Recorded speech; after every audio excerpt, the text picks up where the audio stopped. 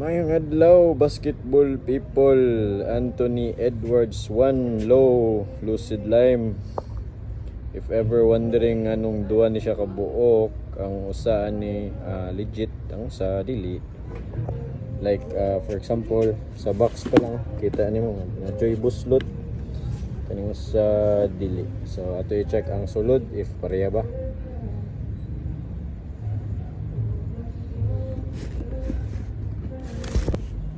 So karon guys, so Anthony Edwards 1 low. The other one,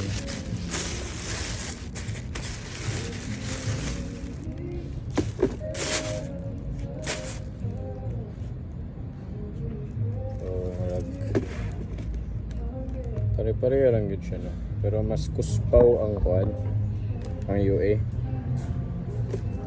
compared sa original.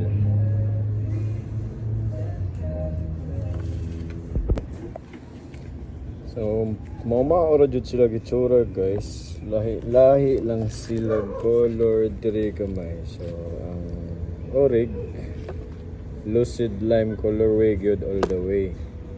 Sa taas lang ang itob, sa UA daw or OEM ay puti dire. But basketball shoes lagi Japan siya. Sa suod lang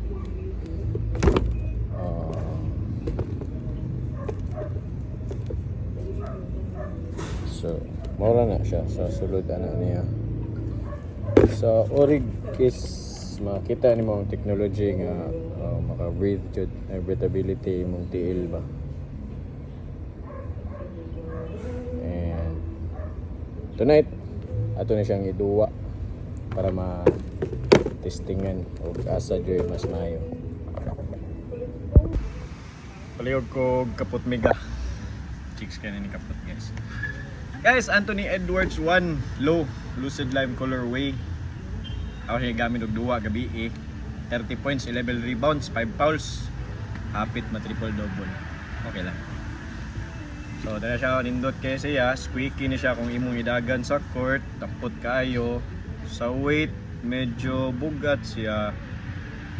And nindot carbon fiber, dili man imaw imong tiil kay kung nahungaw ra ang hangin diri tungod ani nga technology. Compared sa OEM ko no or UA, wala siya na guys. Pero asa hitsura medyo suhid, sa color dol naman, but kuspaw lang gid ni siya.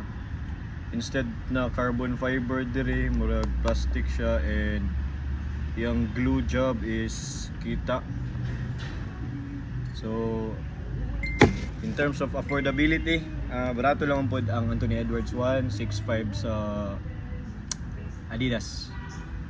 And sa mga parehan ako, shooting guard or point guard o dinulaan, I advise you low cut, nindot siya. Walang to siya guys. See you sa next video.